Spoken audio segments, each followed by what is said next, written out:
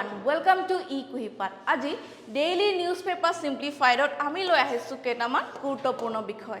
Devolution of tax revenue, UNESCO Global Education Report and Moscow Piro tribe. So let's understand this topic elaboratively. So devolution of union tax revenue to states. So এই টপিকটো যোৱা দুদিন আগত এটা এডিটৰিয়েলত আহিছিলে okay so এইটো আমাৰ কোন পেপাৰৰ পৰা ইম্পৰ্টেন্ট হয় আমি ফাৰ্স্ট হেইটো চাও সো প্ৰিলিমছৰ কাৰণে কি হ'ব আমি ইয়াত কি পঢ়িব পাম ফেডাৰেলিজম ফাইনান্স কমিশন নীতি আয়োগ এইবিলাকৰ বিষয়ে আমি পঢ়িব পাম দেন আকৌ মেইনছৰ কাৰণে কেনেকৈ ৰিলেভেন্ট হয় আমি হেইটো চাম so functions and responsibilities of the union and the states issues and challenges pertaining to the federal structure. All right. So, আমি এনেকৈ prelims আৰু mains ত এই topic টো relevant বুলি consider কৰিম. So, কিহৰ কাৰণে এইটো চৰ্চাত আছে বা এই editorial টো যেটো essence হয়, overview হয়, হেতু আমি চাম. The Finance Commission revises the formula for distributing union tax revenue. আমি underline কৰিছো union tax revenue to কি বস্তু হেতু চাম in every 5 years. So Finance Commission এ কি কৰে যেটো আমাৰ union tax আছে হয় নাই হেতু states বিলাকৰ মাজত divide কৰে বা distribute কৰে in every 5 years. আৰু তেওঁলোকৰ যেটো কম্প্ৰিহেনসিভ ফৰ্মুলা হয় ট্যাক্স ডিস্ট্ৰিবিউশনৰ অলৰাইট সো হেতু ৰিভাইজ কৰি থাকে যে এনেকে এইখন ষ্টেটত কিমান বেছি হল আনখন ষ্টেটে আৰু কি ৰিকুৱাৰমেন্ট আছে তে হেবোৰ ৰিভাইজ কৰে aiming for intra জেনাৰেশনাল equity so এই টাৰ্মটো বুজিব লাগিব আমি then this often leads to inter জেনাৰেশনাল equity একেজন লাগিছে ওয়াৰ্ড বাট দুটা ডিফাৰেন্ট হয় না এটা হল ইন্ট্ৰা জেনাৰেশনাল আৰু এটা হল inter generational within states promoting debates about including intergenerational fiscal equity. So এই কথাটো বুজাৰ আগতে আমি এটা বস্তু বুজিম যে আমাৰ সাপোজ ফ্যামিলি ইনহেৰিটেন্স কিছুমান আছে ওকে বা আমাৰ এনসেস্ট্ৰাল প্ৰপাৰ্টি আছে এই এনসেস্ট্ৰাল প্ৰপাৰ্টিখিনি আমি ভাগ কৰি দিব লাগিব ওকে সো ভাগ কৰি দিয়াৰ কাৰণে কি হ'ব এটা হ'ব আমাৰ ইন্ট্ৰা জেনাৰেশনাল ডিভিজন আৰু তাত কি কৰিম আমি ইন্ট্ৰা জেনাৰেশনালত আমি আমাৰ যিখিনি ৰিসোৰ্সেস আছে যিখিনি প্ৰপাৰ্টি আছে সেইখিনি এটা ফেয়াৰ শেয়াৰ কৰি প্লাই আমাৰ যিখিনি ফ্যামিলি মেম্বাৰ্স আছে তাৰ মাজত আমি ভগাই দিম তাৰ পিছতে কি হ'ব আৰু এটা ডিভিজনো আমি কৰিব পাৰো কেনেকৈ কৰিব পাৰো যে আমাৰ ফ্যামিলি মেম্বাৰ বিলাকৰ মাজত শেয়াৰ কৰিয়ে দিম তাৰ উপৰিও আমাৰ ফিউচাৰ জেনাৰেশন যেটো ভৱিষ্যত প্ৰজন্ম তেওঁলোকেও যাতে এটা ফেয়াৰ শেয়াৰ পায় ওকে এটা ভাগ পায় ইকুৱেল এটা ভাগ পায় ওকে সো হেইটো লক্ষ্য ৰাখিও আমি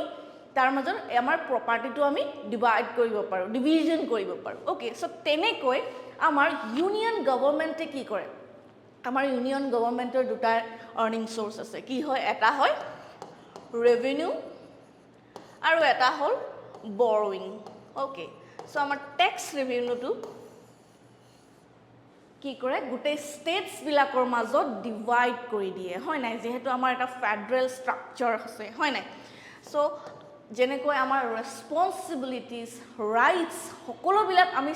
স্টেটস বিলাকৰ মাজত ডিভাইড কৰি দিয়া যায় হয় নাই সো আমাৰ যেটো ট্যাক্স কালেকশন হয় ৰেভিনিউ কালেকশন হয় হেতু গোটেই স্টেটস বিলাকৰ মাজত এটা এটা ডিস্ট্ৰিবিউশন কৰি দিয়া হয় অলৰাইট সো কি হয় সেই ট্যাক্স কালেকশনটো যেতিয়া ৰেভিনিউ কালেকশনটো যেতিয়া ডিস্ট্ৰিবিউট কৰি দিয়া হয় স্টেটস বিলাকৰ কাৰণে এটা হেল্প হয় ফাইনান্সিয়াল হেল্প হয় নাই আৰু তাৰ কাৰণে কি হয় তেওঁলোকে বিভিন্ন ইনফ্ৰাষ্ট্ৰাকচাৰ প্ৰজেক্ট হল বা বেলেগ কিবা কিবি কামত তেওঁলোকে হেতু ইনভেস্ট কৰিব পাৰে কিন্তু কথাটো হল যে সকলো ষ্টেটতে সমান পৰিমাণে ডিস্ট্ৰিবিউশনটো কৰে নে বা যদি সমানে নকৰে ইকুৱেলি নকৰে সো এনেকুৱা কি ক্ৰাইটেৰিয়া আছে যে স্টেটস বিলাকে মাজত এটা আনইকুৱেল ডিস্ট্ৰিবিউশন হয় এই ট্যাক্স ৰেভিনিউটোৰ কাৰণে ওকে সো আমি এই বিষয়ে কথা পাতি আছো আৰু এটা কথা কৈছে যে intra জেনাৰেশনাল equity okay so state বিলাকৰ মাজত যেতিয়া আমি এটো ভগাই দিও হয় নাই সো এটা ইন্ট্ৰা জেনাৰেশনাল ইকুইটিৰ বিষয়ে কৈছে যে সকলো ইকুৱেল ডিস্ট্ৰিবিউশন এটা পাই যায় আৰু আছে যে যেতিয়া ষ্টেট বিলাকৰ মাজত ভগাই দিও আমি ওকে আমি নহয় ফাইনেন্স কমিশনে হয় না সো তেতিয়া কি কৰে তেওঁলোকৰ ফিউচাৰ জেনাৰেশন যেটো আছে তাৰ হিহতে যদি ইয়াৰ বাৰ্ডেনটো নাপায় কেতিয়া অলৰাইট সো হেতু আমি চাও এনশিওৰ কৰিব লাগিব এই যেটো ট্যাক্স ডেভলিউশন হৈ আছে হেতু লৈ প্লাই বহু বিতৰ্কৰ কথা হৈ আছে কথা চলি আছে ওকে সো যে ইকুৱেল ডিস্ট্ৰিবিউশন হক বা সাপোজ এতিয়া স্টেট A বা স্টেট আৰু state B okay so state A কি লাগিব বহুত ফাইনান্স লাগিব বা পয়সা লাগিব কিহৰ কাৰণে তেওঁলোকে ইনভেস্ট কৰিব বিচাৰিছে এডুকেশন এন্ড হেলথত ওকে এডুকেশন এন্ড হেলথত আকো স্টেট বি কি হয় তেওঁলোকৰ এডুকেশন পাতি ঠিকে আছে কিন্তু তেওঁলোকৰ ইনফ্ৰাষ্ট্ৰাকচাৰ ডেভেলপমেন্ট কৰিব লাগিব অলৰাইট স্টেট A বহুত পপুলেশন আছে স্টেট B পপুলেশন কম আছে সাপোজ লেস পপুলেশন আৰু more population yate suppose okay so finance commissioner eta criteria ase je jiman besi population ase yate ba okay so population ase so telokor need besi hetu sai pla telokok besi revenue dibo pare hoy nai so titia ki hoy elokor je hetu population kom hoy so elokok kom dile suppose elokok 35% dile aru elokok 15% dile It's good for them, all right. Kintu state bir ki hobo tetia hole. Teolokor jitu future generation ase. Teoloke kesu suffer koribo hoy nai. Eto under infrastructure development hobo hetu adequately no hobo hoy nai. So eibila kesuman issue ase. Hoy nai. So hey issue bilakor kotha ei editorial to discuss korisu ami. So let's see union tax devolution system jot amar tax to কেনেকে devolute কৰা হয় নাই কাক কৰা হয় এই বিষয়ে পাতিছো ৰোল অফ ফাইনান্স কমিশনৰ বিষয়ে সাম এই ট্যাক্স ডিভলিউশনত ফাইনান্স কমিশনৰ কি ৰোল আছে then balancing inter জেনাৰেশনাল equity and Intra জেনাৰেশনাল equity এইটো কিয় ইম্পৰ্টেন্ট হয় দুইটাৰ মাজত ব্যালেন্স কৰাটো ইম্পৰ্টেন্ট কিয় হয় বা ইন্ট্ৰা জেনাৰেশনাল ইকুইটিত কেনেকে এইটো ট্যাক্সটো ডিস্ট্ৰিবিউট কৰা হয় আৰু ইয়াক কেনেকে কৰা হয় সেই বিষয়ে আমি জানিব লাগিব হয় নাই so First, let's understand or let's know about the Finance Commission. Etu amar ako revision hoy jabo yate. So, a constitutional body, etu hodai monot rakhim ami constitutional body for finance relation. Okay, so finance relation black finance stability ei black check koribo karone, hoy na? So, established under Article 280. Very important. Prelims hok ba jikono ahibologia enekwa exam hok eitu article monot rakhibo lagibo all right so role ki hol distribution of tax revenue between the union and the states union aru states or majot ki hoy tax revenue bilak distribute kori jay hoy nai so background to sao ketia established hoisile 1951 recent khonhol 16 finance commission hoy nai Evolution of function and recommendations over time. Evolution hoy ase. Then kiman member ase, chairman ejon ase aru logot 4 jon extra hodosyo. Hoy nai. Ako kune appoint kore president qualification expertise in public affairs, finance and economics administration. So eketa bikhayot ba eketa bibhagot teolok hudokkho hobo lagibo. They have to be the best. All right.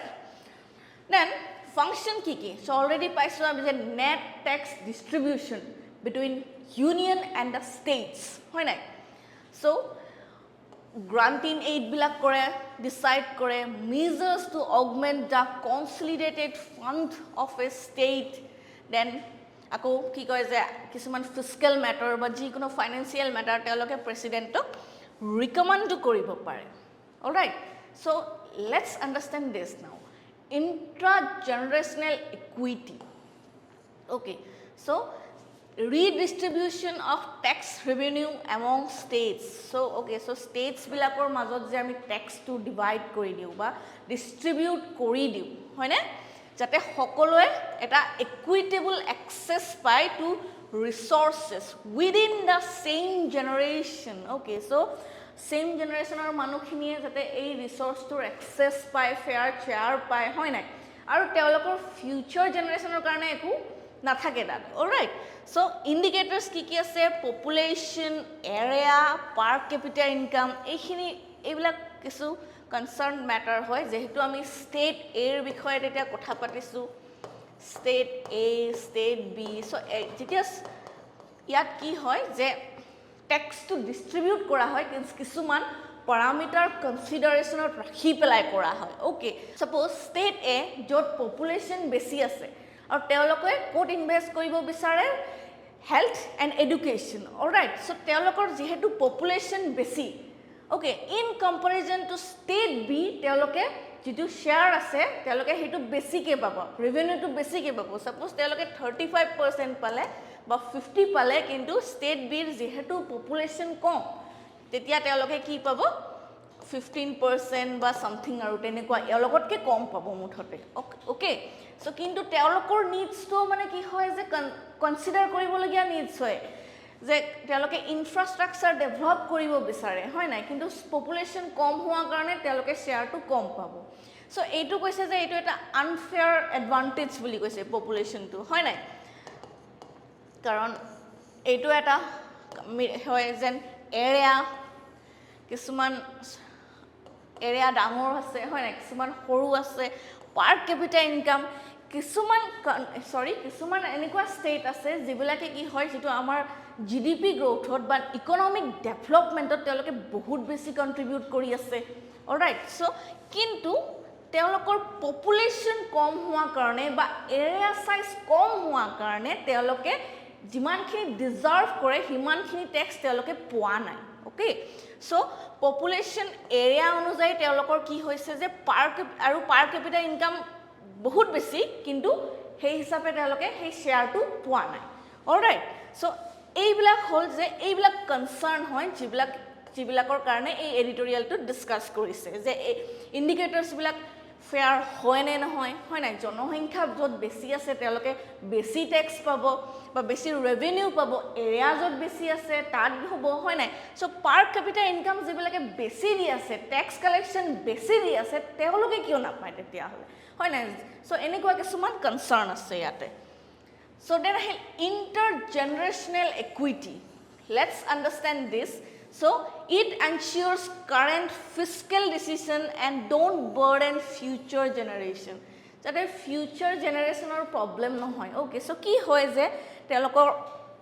suppose তেওঁলোকে বিৰাট ডাঙৰ কিবা এটা বনাব বিচাৰিছে বা infrastructure project এটা কৰিব বিচাৰিছে ওকে যাৰ কাৰণে তেওঁলোকৰ যিখিনি ৰেগুলাৰ ট্যাক্স collection আছে বা revenue collection আছে they are not adequate okay হেখিনি required নহয় so they need more financial assistance alright so তাৰ কাৰণে কি হ'ব তেওঁলোকে গৱৰ্ণমেন্টৰ পৰা লোন লব বড় কৰিব হয় নাই গৱৰ্ণমেন্টৰ দুটাই আছে ইনকাম সোৰ্স এটা হল ৰেভিনিউ কালেকশন আৰু এটা হল বৰোইং সো তেওঁলোকে কি কৰিব ধাৰ কৰিব okay so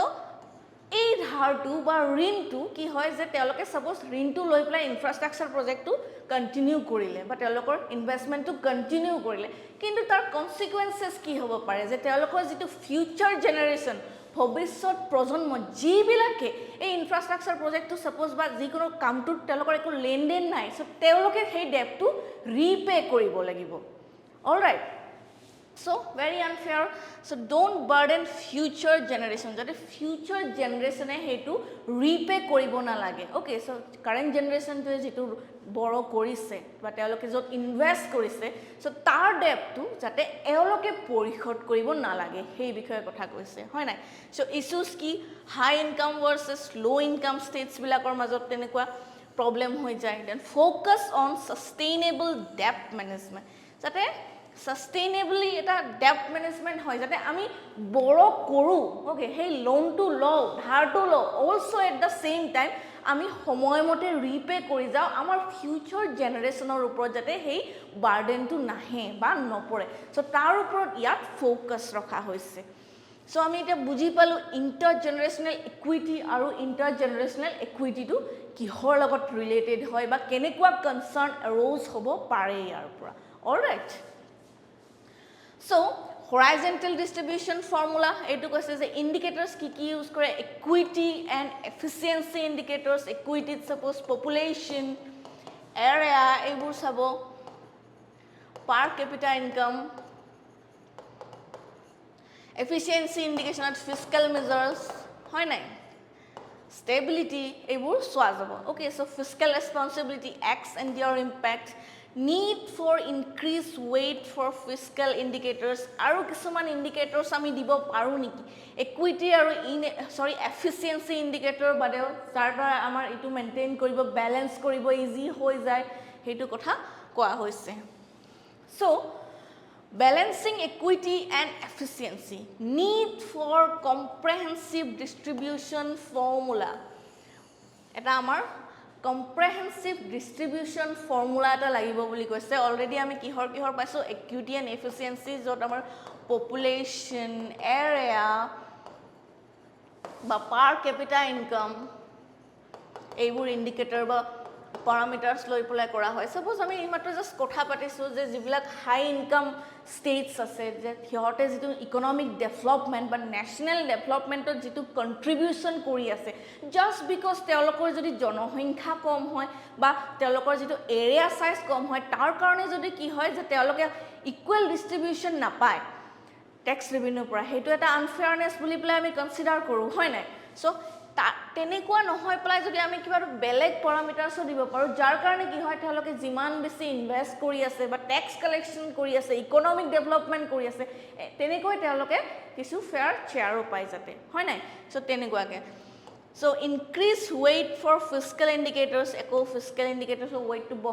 koise then intergenerational equity considerations so enekwa kisuman concern বা reasoner কথা কৈছে যাৰ দ্বাৰা আমি equity আৰু efficiency মাজত এটা balance maintain কৰিব পাৰো so কিছুমান improvement suggest কৰা হৈছে editorial to tax effort দিছে recognize and reward higher tax efforts suppose এখন state বহুত বেছি tax collect কৰিব পাৰিছে হয় নাই so teolokor ei effort to ami ki ho security dim ba recognize korim hoy na aru teolokok reward dim je teoloke iman khini korise teolok so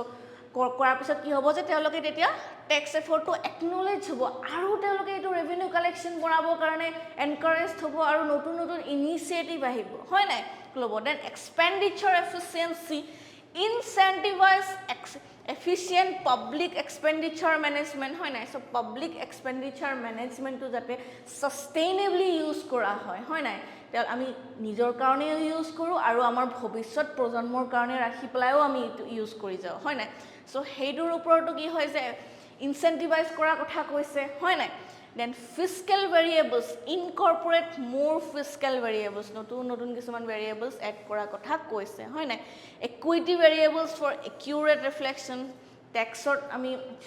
collection bahai dilu hoy na to tenekwa ke kisuman reform ba improvement or kotha ya koa hoise okay tare new parameters ami add koru hoy na kuneo deprive nohoy from ki জিৰলকে যিখিনি পাবলগিয়া সম্পদ আছে বা resource আছে তাৰ পৰা যাতে কোনেও deprive বা বঞ্চিত নহয় সেই বিষয়ে কিছুমান সাজেশন বা ইমপ্ৰুভমেন্টছৰ আইডিয়া দিয়া হৈছে ইয়াতে সো ইয়াত কোৱেশ্চন এটা লৈ অহা হৈছে যেটো অলৰেডি UPSC 2020 ত আহিছে যে how do you think cooperation competition and confrontation have shaped the nature of federation in India cite some recent examples to validate your answer so etu apnaloke likhi pelai practice koribo pare so ako eta question ana hoise the provisions for having a finance commission to sort out the revenue sharing management between states and center is part of the constitution under which among the following articles so finance commission dekhile amar eta article mind dole ahe that is article 280 hoy na so answer to ami khub easily attempt koribo parim then moving forward that is our second article UNESCO's ki global education monitoring report okay so global education monitoring report already educational report or bikhoy keba baru pohisu কি পঢ়িছোঁ তাত আমি enrolment ইছ্যুৰ বিষয়ে পঢ়িছোঁ teachers training প্ৰগ্ৰামৰ বিষয়ে পঢ়িছোঁ health and নিউট্ৰিশ্যনৰ বিষয়ে পঢ়িছোঁ হয় নাই এই ৰিপৰ্টটোত এনেকুৱা কি বেলেগ আছে আমি সেই বিষয়ে চাম হয় নাই চ' ৰিপৰ্ট এণ্ড ইণ্ডিচেছত লাগিব আকৌ GS পেপাৰ 2টো এইটো ৰিলেটেড হয় let's C So, a new UNESCO's Global Education Monitoring Report, kune publish kore UNESCO, highlights the long-term impact of early childhood climate shocks. Early childhood climate shocks. A child is exposed to any natural disaster, okay, or climate change problems. There ভবিষ্যতলৈ কেনেকুৱা এটা প্ৰভাৱ পৰিব পাৰে in learning and development এই বিষয়ে এটা report কৰি দিছে অ'কে লং টাৰ্ম ইম্পেক্ট এটা দীৰ্ঘম্যাদী প্ৰভাৱ এটা কেনেকুৱাকৈ পৰিব পাৰে ইয়াৰ আগতে কেতিয়াবা ভাবিছিলোঁ জানো আমি এই বিষয়ে যে ক্লাইমেট চেঞ্জৰ কাৰণে যে মানুহৰ লাৰ্নিং এবিলিটিটো ডিছৰাপ্ট হ'ব পাৰে বা তাৰ ওপৰত বেয়া প্ৰভাৱ পৰিব পাৰে So, সেইটো কথা so ইমান কি চলি আছে so climate changeৰ কাৰণে নিজৰ লাৰ্নিং এবিলিটি প্ৰভাৱ পৰিছে বা কেনেকুৱাকৈ পৰিছে এই বিষয়ে চাম আমি ষ্টিল এটা আহি যায় কোৱেশ্চন যে বহুত মানুহ এনেকুৱা আছে যিবিলাকে ক্লাইমেট চেঞ্জটো হক্স বুলি পেলাই কয়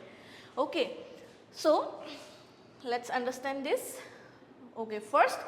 let's know about the report okay So, it's a part of UNESCO's dialogue on education and sustainable development goal. Sustainable development goal. I mean, continuously last 3 din dhori pelai eitu topic or upor patiye asu sustainable development goals or upor hoy nai. So, kiman important hobo pare etu amar ahibologia exam or karone. Okay, so focus ki dise long term impact of extreme weather on child development. Okay, so extreme kind of weather or karne ki hoy je ta childor upor kenekua ta prabhav poribo pare telokor pohibole problem hobo pare neki in future cognitive learning ot kenekua problem hobo so ei bilakor bikhoy okay so vulnerability of young children due to reliance on adults and developing bodies so let's understand about the findings heat, wildfire, storms, flood, droughts, diseases, rising sea levels. So, এইবিলাক কি হয় যে climate related structures হয় নাই so এনেকুৱা কিছুমান reasonৰ কাৰণে কেনেকুৱা প্ৰভাৱ পৰিব পাৰে negative impact on cognitive abilities, emotional well-being and educational opportunities. So, কি হয় যে কিছুমান extreme heat related disease থাকিব পাৰে হয় নাই then wildfires storms flood so এইবিলাক কি হয় এটা যেতিয়া এটা সৰু বাচ্চা এটা এনেকুৱা টাইপৰ ন্যাচাৰাল ডিজাস্টাৰলৈকে এক্সপ'জ হয় ন তেওঁলোকৰ এটা যেটো মগজুত বহুত বেছি প্ৰভাৱ পেলায় ওকে সো তেওঁলোকৰ কগনিটিভ লাৰ্নিংটো ইম্পেয়াৰ হৈ যায় হয় না ইট ইম্পেয়াৰ্স देयर কগনিটিভ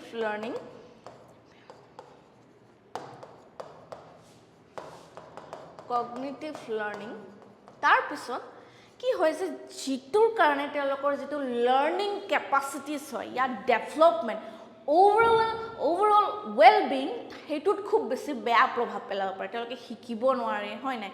সো তেনেকুৱা টাইপৰ ওকে সো ওভাৰঅল যেটো ওয়েল-বিং হয় হেতু ডিসৰাপ্ট হৈ যায় বুলি কৈছে অফ কোৰ্স হ'বই হয় না যেটা ফ্লাড আহিলে হয় না তেওঁলোকৰ ইমোশনাল ট্ৰমাস হয় নাই ফিজিক্যাল ট্ৰমা সো এইবিলাকৰ কাৰণে এটা সৰু বাচ্চাৰ ওপৰত কেনেকুৱা প্ৰভাৱ এটা পৰিব পাৰে হয়নে সো এইবোৰ একচুয়ালি বহুত বেছি সিৰিয়াস ম্যাটাৰ হয় দেন ড্ৰটছৰ কাৰণে ডিজিজৰ কাৰণে যিকোনো ৱাটাৰবৰ্ন ডিজিজ হ'ব পাৰে হেতু বা হিট ৰিলেটেড ডিজিজ হ'ব পাৰে হয় নাই সো তেওঁলোকৰ এটো কি হয় নিজৰ কগনিটিভ এবিলিটিছৰ ওপৰত এটা খুব বেয়া প্ৰভাৱ পৰে হয় নাই যাৰ কাৰণে তেওঁলোকৰ লাৰ্নিং এবিলিটিছটো কিছু স্লো হৈ যায় বুলি কৈছে হয় নাই ইমোশনাল ওয়েল-বিং টু প্ৰপাৰ নহয় বা এডিকুৱেট নহয় বুলি কৈছে হয়নে সো এই ৰিপৰ্টখনে কেইটামান খুব নেগেটিভ সম্ভাৱনাৰ কথা মেনশন কৰিছে সাপোজ ওকে সো 24 বাচ্চা এটা বা কিড এটা আৰু 1970 কিড এটাৰ বিষয়ে কিমান 10 ইয়াৰ ওল্ড ওকে তেওঁলোকৰ মাজত কেনেকুৱা এটা difference okay so 2024 10 year old it may experience twice as many wildfires, tropical cyclones, 3 times more river floods, and 4 times more crop failures, and 5 times more droughts. Over their lifetime, under 3 degrees Celsius global warming compared to 10-year-old in 1970. কেনেকুৱা এটা example দিছোঁ চ' 1970ত ইমান এনেকুৱা বেয়া প্ৰভাৱ নাছিলে চ' তেওঁলোকৰ যিটো মানসিক গ্ৰ'থ অ'কে চ' মানসিক দক্ষতা সেইটো বহুত বেছি ডিফাৰেণ্ট হ'ব আৰু যিটো ল'ৰা এটা 10 বছৰীয়া ল'ৰা কি হয় যে কি ড্ৰট ফেচ কৰিব ফ্লাড ফেচ কৰিব ট্ৰপিকেল চাইক্লোনছ অ'কে ক্ৰপ ফেইলাৰ চ' তেওঁৰ মানসিকতাটো কেনেকুৱা হ'ব পাৰে আৰু 1970ৰ এটা ল'ৰা 10 বছৰীয়া ল'ৰা যিয়ে এনেকুৱা প্ৰাকৃতিক দুৰ্যোগসমূহ দেখা নাই তেওঁৰ মানসিকতাটো কেনেকুৱা হ'ব পাৰে চ' তেনেকৈ এবিলিটি তেওঁলোকৰ ডিচাইড হ'ব হয় নাই চ' এনেকুৱা কিছুমান এক্সাম্পল দিয়া আছে দেন আহিলে ইম্পেক্ট অন লাৰ্ণিং তেওঁলোকৰ এনেকুৱা প্ৰাকৃতিক দুৰ্যোগবিলাকৰ কাৰণে কেনেকুৱা ইম্পেক্ট পৰে সেইটো কৈছে চ' অ'কে চ' ইকুৱেডৰত কি হৈছিলে ফ্লাডৰ বিষয়ে আমি পঢ়িছিলোঁ হয় নাই চ' এল নিনৰ এফেক্টৰ পৰা যিটো ফ্লাড হৈছে তাৰ কাৰণে তুমি পিকচাৰটো দেখিছোঁ চ' তাৰ ল'ৰা ছোৱালীখিনি এই ফ্লাডত কেনেকৈ পঢ়িবনো বাৰু হয় নাই তেওঁলোকৰ কেনেকুৱা দুৰ্যোগ হৈছে and De perform ৱৰ্ছ on cognitive test 5 to 7 years later okay so' তেওঁলোকৰ লাৰ্ণিং এবিলিটিটো এনে ইমান বেয়াকৈ এফেক্ট হৈছে বা ইম্পেক্ট পৰিছে হয় নাই চ' এনৰলমেণ্ট ইম্পেক্ট পৰিব ছাপ'জ ফ্লাডৰ কথাই কৰোঁ এই ফ্লাডত তেওঁলোকে নিজৰ জীৱনটোৱে বচাব নে স্কুলত যাব পঢ়িবৰ কাৰণে So, 7 Asian countries' early life disasters negatively impacted school enrollment for boys and mathematics performance for girls by as 13 to 14. So, তেনেকুৱা ফ্লাডৰ সময়ত যাৰ লাইফ ৰিস্কৰ কথা থাকে থকা খোৱা বেমাৰ আজাৰ কিছুমান দুৰ্যোগ আহি যায় মানুহৰ লাইফত হয় নাই আমি আমাৰ অসমতেই দেখি আছোঁ যিকেইদিন ফ্লাড হৈ থাকে হয় নাই কেনেকুৱা এটা দুৰ্যোগৰ কেনেকুৱা এটা চিটুৱেশ্যন হৈ থাকে চ' সেনেকুৱা এটা তেনেকুৱা এটা পৰিস্থিতিত মানুহে কি কৰিব যে তেওঁলোকে যে পঢ়িব নে নিজকে বচাব নে নিজৰ মেণ্টেল হেল্থটো চাব হয় নাই চ' তেনেকুৱা এটা কনচাৰ্ণ চ' তাৰ কাৰণে কি হয় লাৰ্ণিং এবিলিটিটো ইম্পেক্ট পৰিছে অলছ' এনৰলমেণ্ট এইটো কমি গৈছে ৰেটটো কমি গৈছে ৰিডিউচ হৈছে হয়নে চ' স্কুল ক্ল'জাৰ হিট ৱেভৰ কাৰণে কিমান স্কুল বন্ধ দি আছে তাৰ কাৰণে পঢ়া শুনা কিমান ক্ষতি হৈ আছে হয় নাই ফ্লাডৰ কাৰণে স্কুল বন্ধ হৈ আছে স্কুল পাতি উটুৱাই লৈ গৈ আছে ইনফেক্ট ফ্লাডে হয় নাই চ' most low and middle income countries কি হয় they face annual climate related school closures so আমি গৰমৰ বন্ধ পাওঁ হয় নাই উইণ্টাৰ ভেকেশ্যন পাওঁ তেওঁলোকৰ কি হয় যে তেওঁলোকে ক্লাইমেট ৰিলেটেড হলিডেজ পায় যে তেনেকুৱা হয় নাই তেতিয়াতো অবভিয়াছলি পঢ়া শুনা কথা নহয়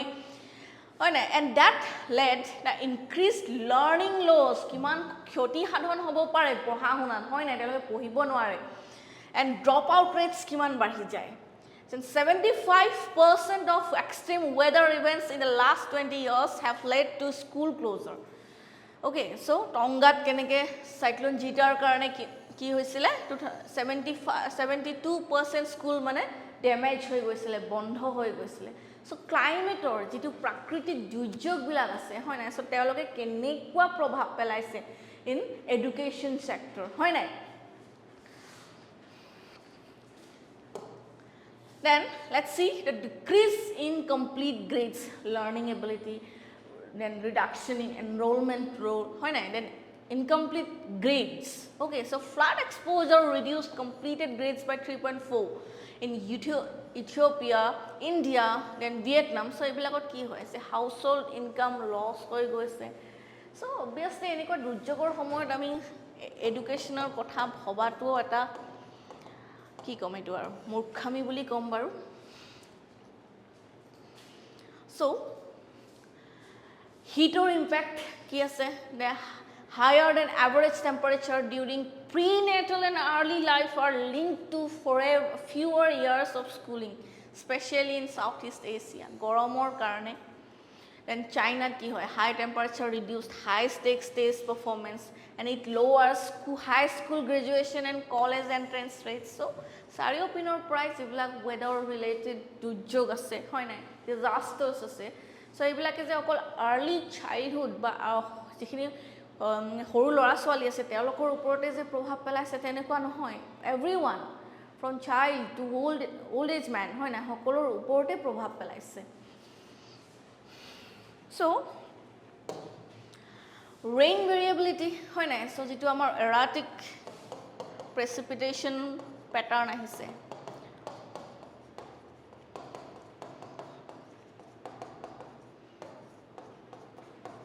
that impacts educational outcomes in Africa hoy na hetu eta Africa boli nohoy bahut jagate in rural Maharashtra India drought reduced children's mathematics scores by 4.1%, reading scores by 2.7%. So climate smart agriculture bikhoy pohilo ami hoy na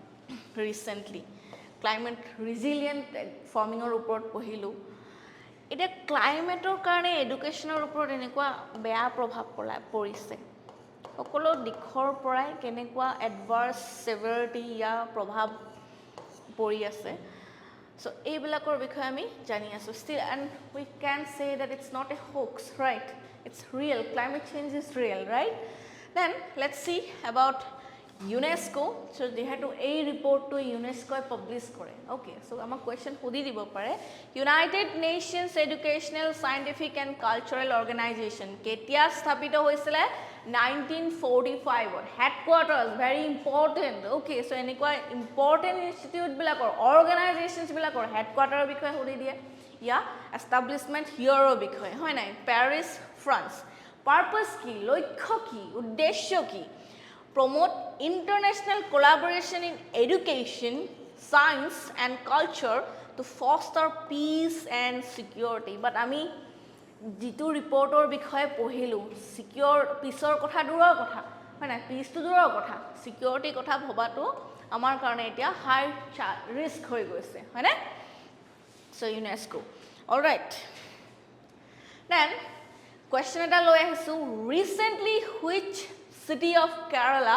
has been officially declared as India's first UNESCO's city of literature Kochi Kollam Palaghat ya Kozhikode so etu ami porisu jitu city of literature boli pela ase keba kono paper ot hekin trend hoy asile news tu hoy nai so etu khub important hoy ahibologia exams bilakor karone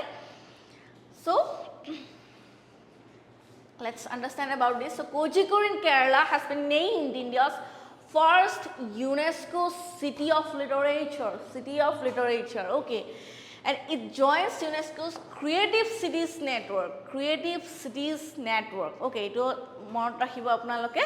then established in 2004 and UCCN UNESCO's creative cities network it promotes what ki promote kore urban development through creativity okay so creativity through a development promote kore hoy na and includes nearly 300 cities worldwide in fields like literature crafts and music okay so ekita ami monot rakhim then other Indian UCCN cities are Srinagar Jaipur kihor karone crafts and folk arts Mumbai filmor karone Chennai Gwalior and Varanasi for music and Hyderabad for gastronomy okay so ekita khub besi important information hoy he karone answer to loi ahisu yate okay so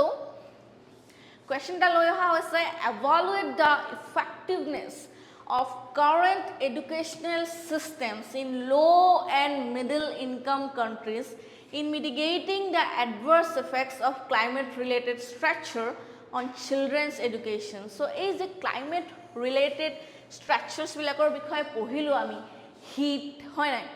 then ako disease droughts and a lot hoy na so ei bilake children or education kenekwa prabhav pelaise hoy na then low and middle income countries hoy na what measures can be implemented to enhance their resilience telokor byokhon khomota tu bohabo karone ki measures lobo pare just all of agote jitu kotha pati asilo je climate smart agriculture now ki ahibo pare je climate smart education tenekwa type hoy nai So just a prediction, let's hope ইমান বেছি বেয়া situation নাহে যাতে আৰু আমি এনেকুৱা sustainable solution এটা হুনকালে পাই যাওঁ তাৰ কাৰণে দেন এতিয়া আহিছো আমাৰ last article to like Moscow Piro tribes people. It Indian Expressor পৰা লোৱা হৈছে আমি জাস্ট এইটো প্ৰিলিমছ পাৰ্সপেক্টিভৰ পৰা ৰিলেট কৰিম সো দুদিন মান আগতে আমি সোশ্যাল মিডিয়া হক বা নিউজ পেপাৰ হক এখন পিকচাৰ ভাইৰেল হোৱা দেখিছিলো যে যিবিলাক আনকন্ট্যাক্টেড ট্ৰাইব এটা ওয়াৰ্ল্ডৰ আনকন্ট্যাক্টেড ট্ৰাইব তেওঁলোকে বাহিৰলৈ ওলাই আহিছে এই ট্ৰাইবটোৰ নাম কি মাস্কো পিৰো ট্ৰাইবস পিপল ওকে সো তেওঁলোকে ওলাই আহিছে কিহৰ কাৰণে আহিছে যে খাদ্যৰ সন্ধানত ওলাই আহিছে হয় নাই সো এই মাস্কো পিৰো ট্ৰাইবছৰ বিষয়ে পঢ়িছো আৰু মই কিটো কোড আছে পেৰোড আছে ভালকে পঢ়িম আমি আৰু এজন মানুহে কৈছে যে it's a potential humanitarian disaster due to immediate lodging operation okay so let's see the Moscow Piro is one of the world's 100 odd uncontacted tribes telokor logot kuno dhoroner amar contact nai okay so possibly the largest with over 750 members komeo 750 members ase community to and they are nomadic hunter gatherers okay teloke itu hitur jegar loike ঘুৰি থাকে হয় না hunters হয় না আৰু coat আছে Amazon jungles of the Madre Dios region near Peru's border with Brazil and Bolivia so Peru যেটো border line আছে with Brazil and Bolivia তাৰ মাজত তেওঁলোকে থাকে ওকে Amazon জঙ্গলৰ মাজত হয় না so Peru government কি কৈছে যে এই কমিউনিটিক ব্যান কৰিছিল from all contact why যাতে তেওঁলোকৰ ডিজিজ টু স্প্ৰেড নহয় হয় না ইমান ভিতৰলে আমি কিয় ডিজিজ হল বা কিয় ব্যান কৰিছে আমি ইমান ভিতৰলে না যাও বাৰু after all it's all about আমি সিভিল সাৰ্ভিসত কি পঢ়িব নালাগে আৰু কি পঢ়িব লাগে হয় নাই সো পেৰু মেপখন দিছো ইয়াত ম্যাপিংৰ পাৰ্সপেক্টিভৰ পৰা এটো ইম্পৰ্টেন্ট হয় সো চাও আমি পেৰু Amazon jungle Bolivia হয় না সো আমি ব্ৰাজিল সো এনেকে আমি তাৰ বাউন্ডাৰি কান্ট্ৰিখিনি জানি লম আৰু লেটস সি কিছুমান জিওগ্ৰাফিক্যাল ফিচাৰ্ছৰ বিষয়ে Andes mountains এটো কি হয় it stretches along the western edge of South America কিমান দীঘল longest হয় না so it influences climate biodiversity and human settlement it contains significant mineral resources contributing to Peru's economy so আমি longest mountain chain বুলি ply মনত ৰাখিম then Amazon rainforest হয় না eastern Peru to fully cover কৰিছে হয় না it's a biodiversity hotspot with numerous endemic species and plays a critical role হয় না in global carbon and water cycle global carbon maintainer or water cycle maintainer যেটো Amazon rainforest আছে এটো এটা significant role play কৰে then coastal desert খন চাও আমি হয় না it's a narrow strip along the Pacific Ocean desert আছে okay so then important for fishing industry and agriculture due to rich marine sources so coastal desert বিষয়ে আমি দেখিলো ইয়াতে then আকৌ এটা plateau দেখিছো আমি altiplano হয় না so located between eastern and western ranges and it contains lake like Titicana the world's highest navigable lake so এই আৰ্টিকেলটোত আমাৰ prelims point of view পৰা বহু কেটা ইনফৰমেশন এড কৰা হৈছে হয় না historically significant for pre-Columbian culture so আজি এইখিনি আছিল আমাৰ আলোচনা কৰিবলগীয়া বিষয় কাইলে আমি আকৌ আহিম কেইটামান গুৰুত্বপূৰ্ণ বিষয় লৈ প্লাই এনেকুৱা প্ৰিলিমছ আৰু মেইনছ ওৰিয়েন্টেড তথ্যসমূহৰ বাবে আপোনালোকে আমাৰ YouTube channel eKuhipath APSC UPSC চেনেলটো ফলো কৰক থ্যাংক ইউ